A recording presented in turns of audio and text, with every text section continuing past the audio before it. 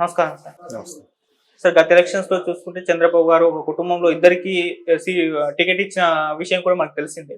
కానీ ఈ ఎలక్షన్స్ లో మాత్రం కేవలం కుటుంబంలో ఒక వ్యక్తికి మాత్రమే ఇవ్వబోతున్నారంట. మరి ఆ నిర్ణయం తీసుకోబోతున్నారని కూడా తెలుస్తుంది.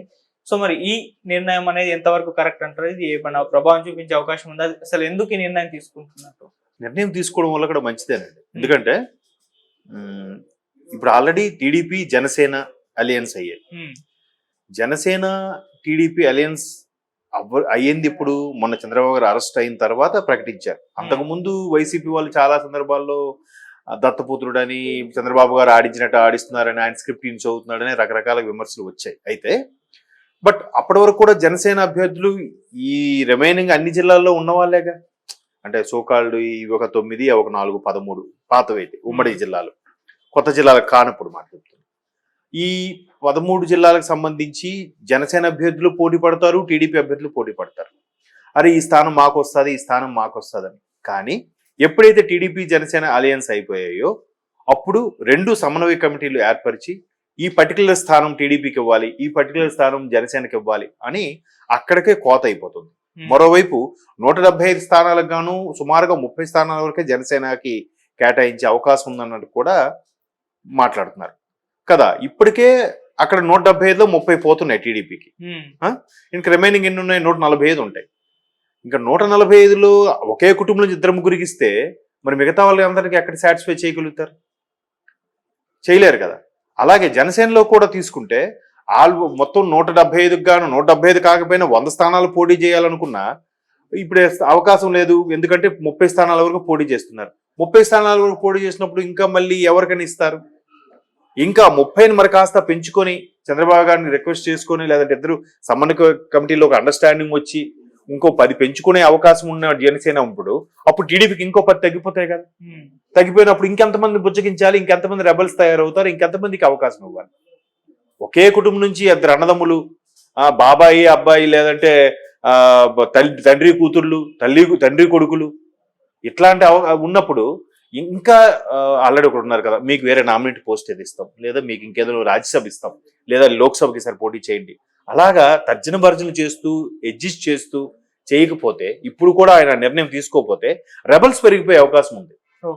ఇప్పటికే రెబల్స్ పెరుగుతారు. అరే ఇప్పుడు ఫర్ ఎగ్జాంపుల్ హిందూపూర్ ఉంది, హిందూపూర్ లేదట మన చంద్రబాబు గారు కుప్పం ఉంది, అది ఖచ్చితంగా టీడీపీకే. ఆ హిందూపూర్ కూడా ఖచ్చితంగా టీడీపీకే కదా.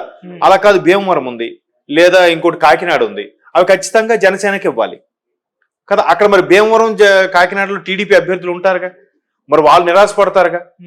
ఇక్కడ ఆల్రెడీ మిగతా 175లో 140 స్థానాల్లో ఒక్కొక్కరు అన్నదమ్ములు ఎదురేసి పోటీ పడితే మరి అక్కడ మిగతా వాళ్ళకి వాళ్ళకి మొండి చేయి చూపిన వాళ్ళకి కూడా సాటిస్ఫై చేసి ఏదో చేయాలిగా. సో ఇట్లాంటి నిర్ణయం తీసుకోవడం వల్ల, ఎలక్షన్స్ ముందే తీసుకోవడం వల్ల ఒక విధంగా మంచిదే. ఇంకొకటి, టీడీపీ జనసేన ఇప్పటికీ అడ్జస్ట్ అయ్యి సమన్వయ కమిటీలతో కూల్గా ప్లాన్ చేసుకుంటూ వెళ్తున్న సందర్భంలో జంపు జిల్లాలను రెడీగా ఉన్నారుగా. అటువైపు వైసీపీ నుంచి ఎంతమంది అభ్యర్థులు రెడీగా ఉన్నారో కూడా మనం చూస్తున్నాం. రోజుకు ఒక ఎమ్మెల్యే రిజైన్ చేస్తున్నారు, రోజుకు ఒక పార్టీ నుంచి సభ్యత్వం నుంచి రిజైన్ చేసే వాళ్ళు ఉన్నారు. మంత్రులకు కూడా టికెట్లు ఎవరు అంటున్నారు. మరోవైపు వైఎస్ఆర్సీపీలో ఇప్పటికే 60 మంది అనుకునేది 90 మంది వరకు కూడా సిట్టింగ్ ఎమ్మెల్యేలకి అవకాశం ఇవ్వరు. ముఖ్యమంత్రి జగన్మోహన్ రెడ్డి ఈసారి అంతా కొత్త మందికే అవకాశం ఇస్తున్నారు అని కూడా చెప్తున్నారు. సో అక్కడ కూడా రెబల్ అయిపోయి బయటకు వచ్చేవాళ్ళు, ఇక్కడ టీడీపీలో కానీ జనసేనలో కలిసే వాళ్ళు ఉంటారు. వాళ్ళు కూడా మళ్ళీ పార్టీ టికెట్ ఎక్స్పెక్ట్ చేస్తారు కదా, బీఫార్మ్స్ ఎక్స్పెక్ట్ చేస్తారు కదా. మరి వాళ్ళ పరిస్థితి ఏంటి? సో ఇంతమంది మీద ప్రెషర్ ఎక్కువైపోతుంది. ప్రెషర్ ఎక్కువైపోవడం వల్ల ఏం చేస్తారు? ఖచ్చితంగా ఇలాంటి కఠిన నిర్ణయాలు తీసుకోకపోతే ఏమవుద్దంటే అంతర్గత కుమ్ములాట్లు ఎక్కువైపోతాయి పార్టీల్లో. సో ఒక విధంగా మంచి నిర్ణయమే అది. ఇప్పుడు అలా తీసుకోవడం వల్ల ఆల్రెడీ జంపు జిల్లాలో ఉన్న వాళ్ళు కూడా సరేలే ఇంకెలాగో అక్కడికి వెళ్ళినా మనకి టికెట్ దొరకదు, ఇట్లా కామ్గా న్యూట్రల్గా ఉండిపోదాం, లేదా పోటీ చేయకుండా ఆగిపోదాం, మన పైసలను మనకు మిగులుతాయని అన్నట్టుగా ఉన్నారు. ఇప్పుడు వైసీపీలో మంత్రులు కూడా మాకు ఇవ్వకపోయినా పర్వాలేదు, బట్ జగనన్న ఎవరికి ఏ అభ్యర్థికి కేటాయిస్తే ఆ అభ్యర్థికి సపోర్ట్ ఇస్తాం, ఆ అభ్యర్థిని వెనక నడిపిస్తామని చెప్తున్నారు. అంటే అర్థం ఏంటి? వీళ్ళకి రాదని ఆల్రెడీ సంకేతాలు వెళ్ళినట్టేగా కదా. మరి వాళ్ళు కూడా ఇన్ కేసు రెబల్గా అయిపోతే, ఇప్పుడు కొంతమంది రోజా గారు కానీ, పేరు నాని గారు కానీ, కొడాల నాని గారు కానీ, అనిల్ ఇట్లాంటి కొద్దిమంది 5-6 అయితే మాత్రం రెబల్స్ కాబట్టి ఎటు వెళ్ళలేక ఉండిపోవచ్చు. కానీ మిగతా అందరూ కూడా 151 మంది వైసీపీ ఎమ్మెల్యేల్లో ఒక 10 మంది తీసేసిన 140 మంది ఎమ్మెల్యేలు అందులో 90 మందికి అవకాశం ఇవ్వరు అంటున్నారు జగన్మోహన్ రెడ్డి గారు. ఆ 90 మంది ఏమవుతారు? ఖచ్చితంగా జంపు జిల్లాని అవ్వాలి, లేదంటే వేరే పార్టీని అభ్యర్థిత్వం తీసుకోవాలి, వేరే పార్టీ తీర్థమైన పుచ్చుకోవాలి. లేదంటే ఆల్రెడీ సేవకి రాజకీయానికి అలవాటు పడిన వ్యక్తులు ఒక్కసారి పదవి పోయిన తర్వాత ఆ వాల్యూ ఎలా ఉంటుందో మన అందరికీ తెలిసిందే. చాలా సినిమాలో కూడా చాలా ఎటకారంగా కూడా చూపిస్తా ఉంటారు కదా. కాబట్టి చంద్రబాబు గారు ఇటువంటి నిర్ణయం తీసుకోవడం ముందుగానే తీసుకోవడం వల్ల అనేది పార్టీకి కానీ దిశానిర్దేశంలో కానీ ఒక రకమైన నిర్ణయం. అది ఓకే ఇట్లా సరేలా. ఇప్పుడు దీన్ని ఇంకా ఎగ్జాంపుల్ గా కూడా చెప్పొచ్చు. ఫర్ ఎగ్జాంపుల్ ఒకే పార్టీలో 2 అన్నదమ్ములకు ఇస్తున్నారు అనుకోండి పక్క నియోజకవర్గాల్లో. అప్పుడు ఎవడైతే సెకండ్ కేటగిరీలో ఉంటారో లేదంటే వేరే వాళ్ళు అరే నాకు ఇన్ని రోజులు రాలేదబ్బా ఈసారి నాకు అవకాశం వస్తుందిరా అనుకోవచ్చు. అప్పుడు వాడు పార్టీ గురించి ఇంకొంచెం కష్టపడి పనిచేస్తాడుగా. లేదు ఈసారి రాష్ట్రం చాలా అధ్వానంగా ఉంది పరిస్థితి కాబట్టి టీడీపీ తరఫున మనం వెళ్దాం, పోటీ చేద్దాం, మనం ప్రయత్నిద్దాం అని సానుభూతి పరులు కూడా పెరిగే అవకాశం ఉంటుంది.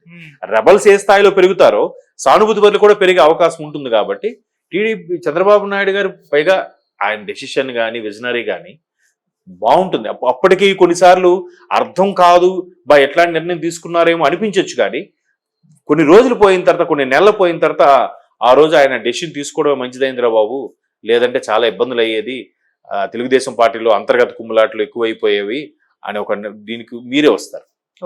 సో అది ఒక విధంగా మంచిదే ఆ నిర్ణయం తీసుకోవడం వల్ల. సో దాన్ని బేస్ చేసుకుని రేపు పవన్ కళ్యాణ్ గారు కూడా ఆ నిర్ణయం తీసుకుని ఆశ్చర్యపోనక్కర్లేదు. అంటే కదా సాటిస్ఫై అవ్వాలి. ఇంటి నుండి ఒకరికి ఇచ్చారు చాలు. ఇప్పుడు ఆ పథకాలు పెడుతున్నారు, ఇంటి నుండి ఇంటికి ఒకరికి ఉద్యోగం, లేదా ఇంటికి ఒక్కొక్కరికి ఇల్లు లేని వారికి ఇల్లు కట్టిస్తాం అంటున్నారు. ఇంట్లో ఎంతమంది ఉంటే అంతమంది ఇల్లు కట్టిస్తారా? ఆ పథకాలు ఏం వర్తించవుగా. ఇంట్లో ఎంతమంది ఉద్యోగులు అంతమందికి ఉద్యోగం ఇప్పిస్తారా? ఇప్పించలేరుగా. సో ఇది కూడా ఇంటికి ఒకరిని పెట్టడం అనేది కూడా మంచిదే. కొత్తగా రాజకీయ భవిష్యత్తు కోరుకునే వాళ్ళు, కొత్త లీడర్లు కూడా పుట్టుకొస్తారు దీనివల్ల. సో ఇన్ని బెనిఫిట్స్ ఉన్నాయిగా పరోక్షంగా చూస్తే.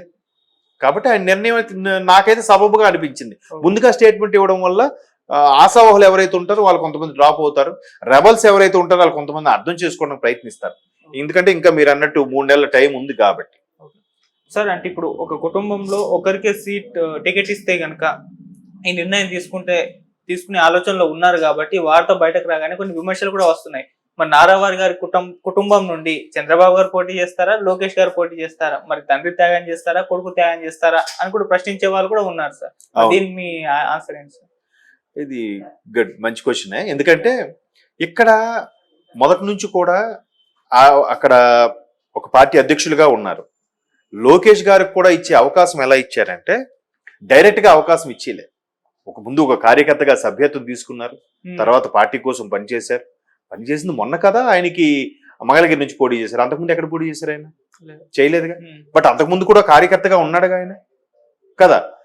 అలా కార్యకర్తగా ఎదిగి ఆ ఫేమ్ వచ్చింది కాబట్టే ఆయనకి ఒక జాతీయ సెక్రటరీగా కూడా నియమించడం జరిగింది. అట్లా అడ్జస్ట్మెంట్ జరిగింది.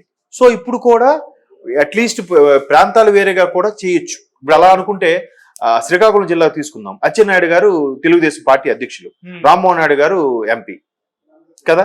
మరి అక్కడ రామ్మోహన్ నాయుడు గారు మంచి స్పోక్స్ మెన్, పార్లమెంట్ లో కూడా సింగిల్ గా ఎంతమంది సీనియర్ ఎంపీలు ఉన్నా కూడా వాళ్ళందరినీ కంగు తినేలాగా మాట్లాడే వ్యక్తి. రేపు పొద్దున ఆయనకి ఏమవుతుంది, పార్టీ పరిస్థితి ఏమవుద్ది? ఎక్కడైతే ఇద్దరు పోటీ పడి ఇలాగ ఇబ్బంది పడుతున్న పరిస్థితుల్లో ఇలాంటి సంకేతాలు ఇస్తారు. పెద్దానికి చిన్న అమెండ్మెంట్ ఉంటుంది. అమెండ్మెంట్ లేకపోతే ఎలా? అంతే కదా. పార్టీ నుంచి ఒకరికి ఇస్తాము అని అంటే అక్కడ వేరు జిల్లాల్లో ఉన్నారనుకోండి, అప్పుడు పర్వాలేదుగా. వేరు జిల్లాల్లో ఉన్నారనుకోండి పర్వాలేదు. అలా కాకుండా మాక్సిమం ఒకే జిల్లాలో ఉండి ఒకే స్థానంకి పోటీ పడే వాళ్ళకి, లేదంటే పక్కపక్క స్థానాలకు పోటీ పడే వాళ్ళకి మాత్రం ఒకరికే కేటాయించడం మంచిది. లేదంటే కుటుంబ ఇక్కడ వాళ్ళే అక్కడ వీళ్ళరా అన్నట్టుగా ఉంది కదా. ఇంకోవైపు రాజకీయ సంస్కృతి ఎలా ఉందంటే ఒకే ఇంట్లో 2 అన్నదమ్ములు ఉన్నా ఒకడు వైసీపీలో ఉంటున్నాడు, ఒక టీడీపీలో ఉంటున్నారు. పార్టీ ఏదొచ్చినా గవర్నమెంట్ ఏదొచ్చినా మనకు పనులు కావాలరా అనే వాళ్ళు కూడా ఉన్నారుగా. సో అట్లాంటి వాళ్ళు కూడా చెక్ పెట్టడానికి ఒక ఛాన్స్ కదా. చంద్రబాబు గారు కానీ లోకేష్ గారు ఒకే దగ్గర పోటీ చేసే అవకాశం లేదు, ఒక జిల్లా కూడా పోటీ చేసే అవకాశం లేదు కదా. ఈయన మంగళగిరి చేశాడు, ఈసారి హిందూపూర్ అంటున్నారు ఈయన లోకేష్ గారు. ఆయన ఎలాగో కుప్పము కదా. ఇక్కడ ఎర్రనాయుడు గారు, రామ్మోహన్ నాయుడు గారు ఎగ్జాంపుల్ నేనే చెప్పాను కదా, దానికి నేనే క్లారిటీ ఇస్తాను. రామ్మోహన్ నాయుడు గారు ఎంపీ లోక్సభ స్థానానికి, అచ్చెన్నాయుడు గారు అసెంబ్లీ స్థానానికి కదా. వేరే అసెంబ్లీ దగ్గర కూడా లేదు కదా. మరి అక్కడ అంత అలాంటి దగ్గర కొన్ని అమెండ్మెంట్స్ తప్పదు. ఓకే. అక్కడ ఇప్పుడు అలాగని చంద్రబాబు నాయుడు గారు పోటీ చేయకుండా ఒక లోకేష్ గారికి అవకాశం ఇస్తారా? ఇవ్వరు. చెప్పండి. కాదు కదా. ఉమ్. అక్కడ ప్రియారిటీ బట్టి కూడా ఉంటది. ఒకే అభిస్థానానికి ఇద్దరు అన్నదమ్ములు పోటీ పడినప్పుడు విచ్ ఈస్ బెటర్, ఎవరికి ఎక్కువ ప్రజాదరణ ఉంది, ఎవరు ఎక్కువ మంచి పనులు చేశారు, అలాంటప్పుడు సెకండ్ పర్సన్ కట్ చేయడానికి ఉంటుంది. ఓకే. బట్ ఈ క్వశ్చన్ మాత్రం వ్యాలిడ్ క్వశ్చనే, గుడ్. సో ఇట్లా కొన్ని తప్పదు, అమెండ్మెంట్ చేయకపోతే పార్టీకి మొదటికే నష్టం వస్తుంది. నడిపించే వాళ్ళకి కూడా పోటీ చేయకపోతే రేపు నడిపించేవాడు ఎవడు? అవును. నాయకుడు అనేవాడే స్ట్రాంగ్ లేకపోతే ఆయన వెనక నడిచే వాళ్ళు ఎవరు?